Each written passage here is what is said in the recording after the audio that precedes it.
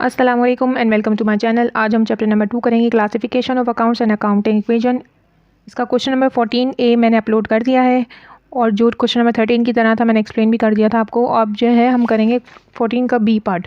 ठीक है, 14 के बी पार्ट में क्या पूछ रहे हैं, हमें ट्रांजैक्शंस दी हुई हैं और हमें कहा गया है कि आप बताएं कि इसका एसेट में इंक्रीज़ आ रहा है, लायबिलिटी में इंक्रीज़ आ रहा है या ओनर्स इक्विटी में, और इसका डिक्रीज़ भी बताएं। इस ट्रांजैक्शन से इम्पैक्ट क्या पड़ रहा है एसेट पे, लायबिलिटी पे और इक्विटी पे।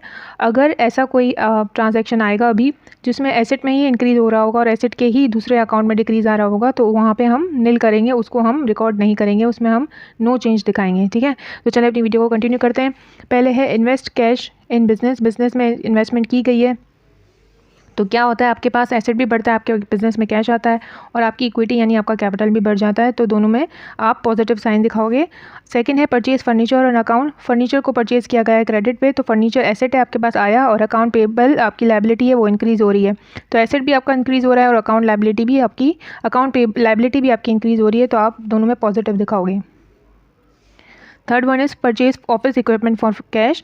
ऑफिस इक्विपमेंट आपका जो है एसेट है और कैश भी आपका एसेट है। ऑफिस इक्विपमेंट में इंक्रीज़ आ रहा है और कैश में डिक्रीज़ आ रहा है, तो ये दोनों एसेट अकाउंट है, एसेट में ही इंक्रीज़ आ रहा है और एसेट में ही डिक्रीज़ आ रहा है, तो उसको आप रिकॉर्ड नहीं करोगे, इसकी जगह आप सब जगह नील लिखोगे। Paid a liability, liability payment की गई है, फोर्थ में ये लिखा हुआ है, तो आपके पास से कैश जा रहा है और आपकी लायबिलिटी भी क्या हो रही है, कम हो रही है, लोड आपके पास से कम हो रहा है, तो दोनों में आप डिक्रीज़ दिखाओगे और ओनर इक्विटी की जगह नो चेंज लिखोगे यानी ज़ीरो।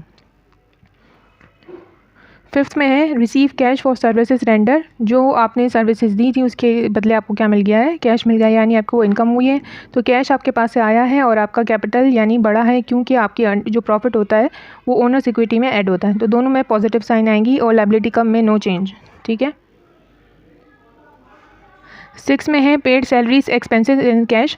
सैलरीज़ के एक्सपेंसेस पेमेंट की गई है कैश में। अब यहाँ पे देखिए एक्सपेंस जो होता है ना वो हम कैपिटल में जिससे सब्ट्रैक्ट करते हैं। ठीक है, और कैश जो है हमारे पास एसेट अकाउंट है, ठीक है, तो वो हमारे पास से जा रहा है, तो कैश हमारे पास से गया और एक्सपेंसेस को हमने ओनर्स इक्विटी में से डिडक्ट किया, डिक्रीज़ किया, तो दोनों में डिक्रीज़ आया तो हमने माइनस की, नेगेटिव साइंस दिखाई। सेवन्थ है हमारे पास withdraw cash for business for personal use of owner. Personal use के लिए गया, ड्राइंग भी आपको पता है कि ओनर्स इक्विटी में से सब्ट्रैक्ट होती है, कॉन्ट्रा ओनर्स इक्विटी अकाउंट होता है तो वो डिक्रीज़ दिखाएगा और जो है कैश आपके पास से चला जाएगा, दोनों में नेगेटिव साइन जाएंगी। होप आपको अच्छे से समझ आया होगा। क्वेश्चन नंबर 15 भी बिल्कुल सिमिलर है क्वेश्चन नंबर 14 के। इसमें भी आपको रेवेन्यू इक्वेशन और अकाउंटिंग इक्वेशन को सॉल्व करके बताना है। ठीक है, उसमें से जो वैल्यूज़ मिसिंग है उसको फाइंड आउट करना है और बी पार्ट में आपको बताना है ट्रांजैक्शन का इफेक्ट एसेट पे, लायबिलिटीज़ पे और ओनर्स इक्विटी पे। क्वेश्चन नंबर ए के 1 पार्ट में आपसे पूछा गया है लायबिलिटीज़ के बारे में। आपको एसेट्स और ओनर्स इक्विटी गिवन दिया हुआ है। ठीक है, एसेट्स आपकी 4 लाख है, लायबिलिटीज़ आपको नहीं मालूम, आपको फाइंड आउट करनी है और ओनर्स इक्विटी आपको गिवन दी हुई है 1,80,000। तो आप 4 लाख में से 180,000 को सब्ट्रैक्ट करोगे तो आपके पास लायबिलिटीज़ आ जाएंगी, 2,20,000 आपकी लायबिलिटीज़ होंगी। ठीक है, सेकंड में आपसे पूछा गया है एसेट्स के बारे में, तो सिंपल है, अकाउंटिंग इक्वेशन आप लिख दोगे, assets is equals to liabilities plus owners equity. Assets is equals to liabilities आपको गिवन दी हुई है 1 लाख रुपीज़, प्लस लिखोगे ओनर्स इक्विटी लिखोगे 2 लाख। एसेट्स आपके पास कितने आ गए, दोनों को प्लस कर दिया तो 3 लाख आ गए।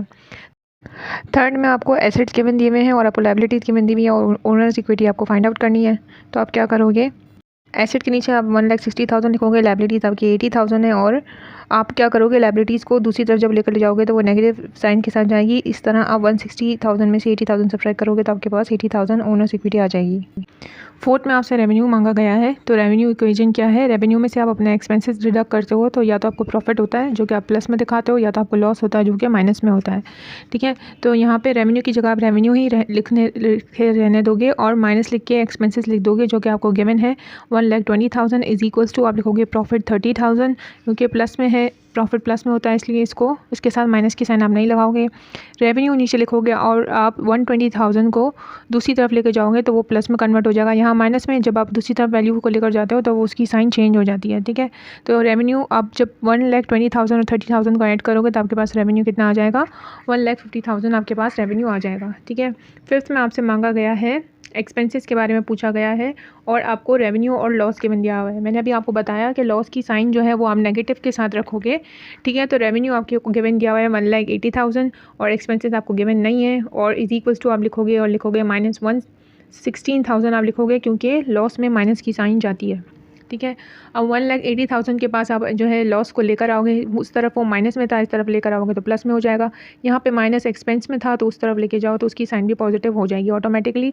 180 में आप 180,000 में आप 16,000 को ऐड करोगे तो यू विल गेट 1,96,000 और ये आपके एक्सपेंसेस आ जाएंगे। पार्ट बी में आपको डिफरेंट ट्रांजैक्शंस दी हुई हैं और इसका इफेक्ट आपको दिखाना है एसेट पे, लायबिलिटीज़ पे और ओनर्स इक्विटी पे। यहाँ पर भी आपको एक बात याद रखनी है कि अगर टाइटल ऑफ अकाउंट जो है एक ही सेम नेचर का हुआ, यानी एसेट में ही इंक्रीज़ आ रहा है और उसके दूसरे आइटम में डिक्रीज़ आ रहा है, तो वहाँ पे आप नो चेंज लिखोगे, यानी कोई भी चेंज नहीं आएगा। ठीक है। पहली ट्रांजेक्शन है start business with cash investment. Business start किया है उसने अपनी इन्वेस्टमेंट के साथ, उसके पास कैश आया, वो उसका एसेट अकाउंट है तो हम पॉजिटिव लिखेंगे और ओनर्स इक्विटी भी बढ़ रही है तो इसलिए यहाँ पर भी पॉजिटिव साइन जाएगी।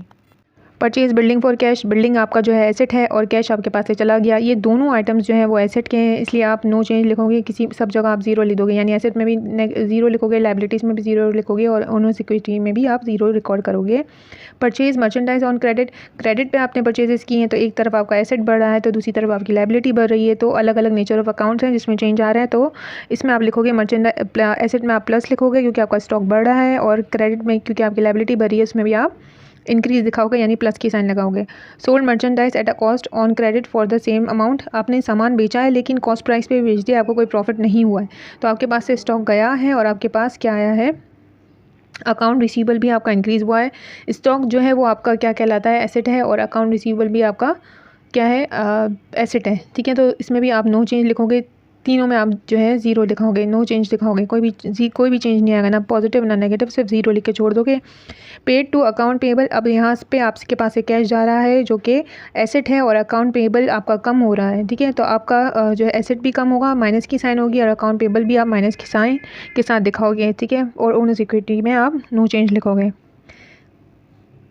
अब है सिक्स में आपको बता रहे हैं withdraw cash for business for the personal use, personal use के लिए निकाल रहे हो तो कैश आपके पास से कम हो रहा है जो कि आपका एसेट है, और कैपिटल भी आपका कम होगा क्योंकि आप एज अ ड्राइंग लेके गए हो तो आपकी इन्वेस्टमेंट थोड़ी कम हो जाएगी। ठीक है। दोनों जगह आप नेगेटिव साइन लगाओगे। Paid cash for utility bills, यहाँ पे एक्सपेंस है, एक्सपेंस मैंने आपको बताया था कि कैपिटल में से सब्ट्रैक्ट होता है, तो यहाँ पे ओनर्स इक्विटी आपकी कम हो रही है और आपके पास से कैश आ रहा है जो कि आपका एसेट है, तो एसेट में आप नेगेटिव दिखाओगे और ओनर्स इक्विटी में भी आप माइनस की साइन लगाओगे। होप आपको चीज़ें समझ आया होगा। अगर आपको वीडियो अच्छी लगती है तो कहीं लाइक करिए, शेयर करें, सब्सक्राइब करना मत भूलिएगा। ओके, अल्लाह हाफ़िज़।